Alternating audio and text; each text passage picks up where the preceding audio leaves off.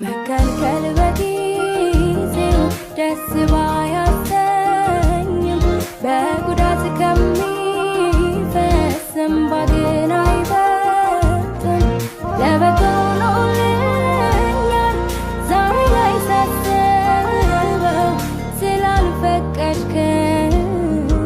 አመሰግናለሁ። ስላልፈቀድክልኝ አመሰግናለሁ።